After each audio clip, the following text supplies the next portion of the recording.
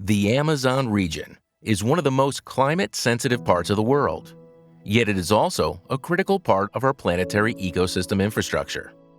According to NASA, the Amazon rainforest is a central pump of the global water cycle. Unfortunately, due to the deforestation, the Amazon is facing an ecological tipping point, and its function as a pump may soon stop. Parts of the Amazon, in southern Amazon, are becoming a carbon source. I'm not talking about deforestation. I'm talking about the forest. The forest is losing that. And also, very worrying is the fact that the mortality rate of typically wet climate tree species is increasing. So all those elements are telling us we are very, very close to this tipping point of savanization. Due to its global significance, many people assume that the Amazon rainforest is the top focus of global philanthropy. That perception is wrong. Americans each year donate over $400 billion to charity.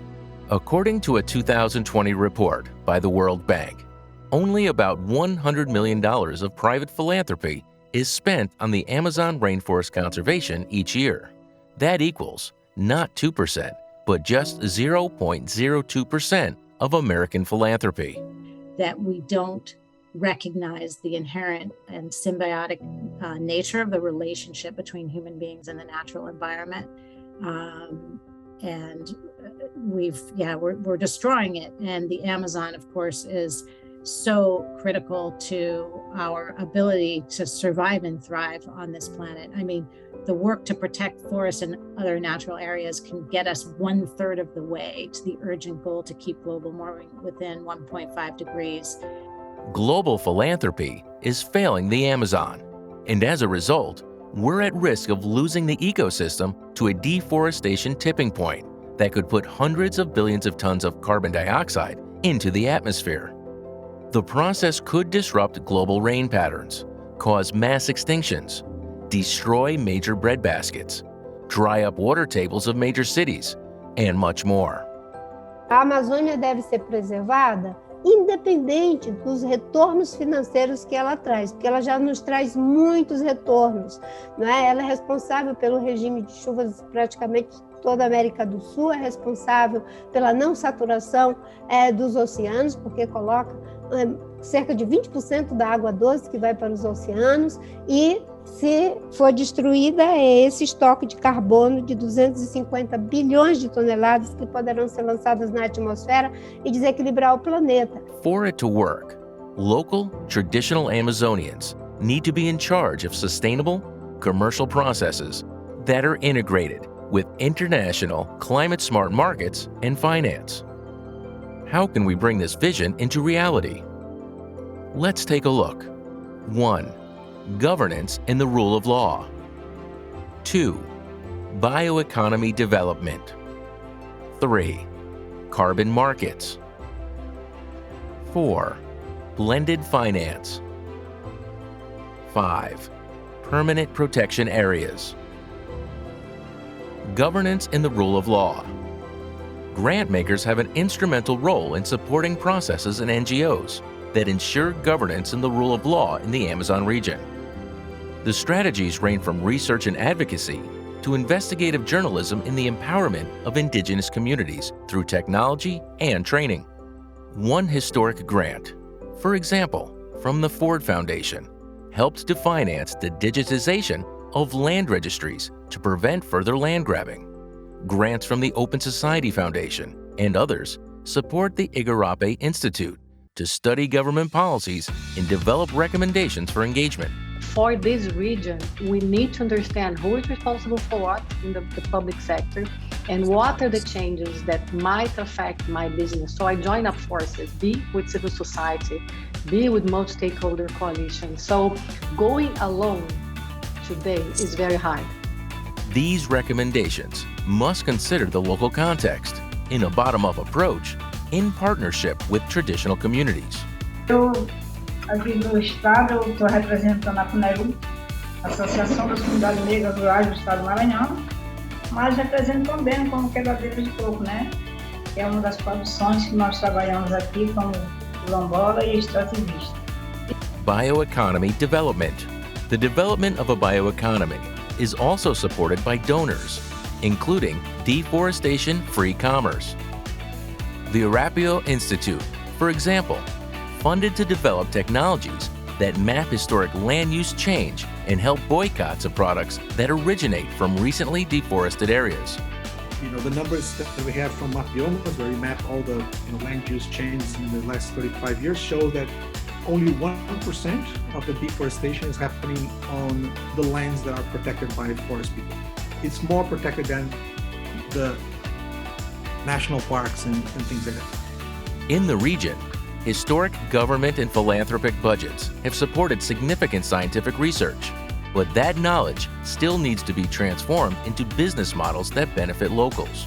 Criando base como se fosse uma indústria para essas pessoas que estão construindo vender nesse espaço e a indústria se responsabilizar, catalogar, fazer toda a logomarca e exportar para o mundo alimento que é produzido sustentável, saudável. 3 additional philanthropic needs in bioeconomy development include: A. Supporting sector-wide data, sharing, and got-to-market efficiencies. B. Strengthening entrepreneurial support programs such as incubators and accelerators. C. Advancing bioeconomy policies that create tax incentives and other enabling conditions for the sector. To reduce deforestation in the Amazon is not an issue of police only. Yes, we need more police, but it's changed the development pathway. That is the challenge, in my opinion, is a development pathway based on a paradigm that prosperity comes with cutting the forest and planting whatever, pastures, soybeans, or whatever, to a paradigm of making the forest-based bioeconomy prosperous and bringing and lifting people out of poverty. And that's where I see the role of this coalition. 3. Carbon markets. Carbon markets are also an active target of Amazon philanthropy. While such markets mobilize billions of dollars globally, they are largely unregulated, and the Amazon and forest communities are unprotected.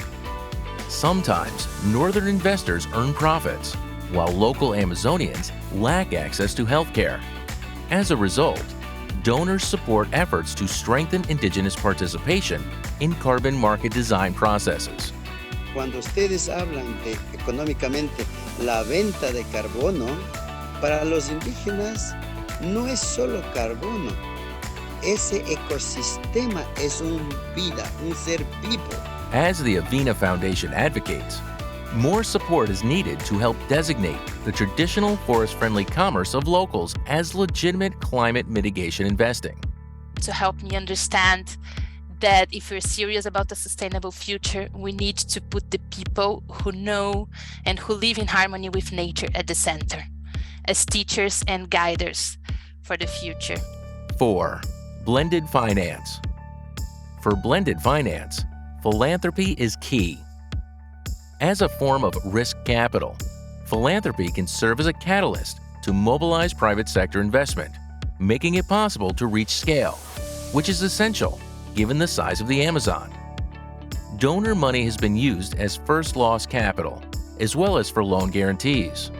It has even been used to subsidize debt for investment vehicles, like the Connexus Investment Fund, which works to educate Amazonian leaders and extend rural credit programs to Amazonian producers. This is the beginning of financial education for these organizations. 90% of those have never got credit before. So this is kind of growing the market with them. And I think the best lessons learned we've got is the importance of technical assistance at this level. 5. Permanent protection areas.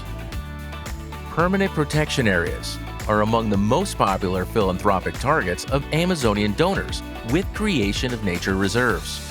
A practice known as Project Finance for Permanence has mobilized hundreds of millions of dollars for governments to create permanent protection areas that are supported by private money and secured as national parks, wild harvesting reserves, and more. The Gordon and Betty Moore Foundation, for example, helped to fund the Brazilian Amazon Region Protected Area Program, known as ARPA. In the future, such protection areas could make use of both carbon and blended financing arrangements. The project finance for permanence are basically sinking funds whereby a set of donors get together and work directly with governments to create a fund where there's an initial input of resources from the donors that are used to fund the management of a set of protected areas. Northern donors sometimes have restrictions about funding in South America. Uncertain of who to trust or how to assess impact, donors can work through regranters that have thematic and geographic expertise. One example is Fundo Casa, which specializes in making small grants to grassroots communities. We have a social technology, let's say, of managing grants. So we receive grants.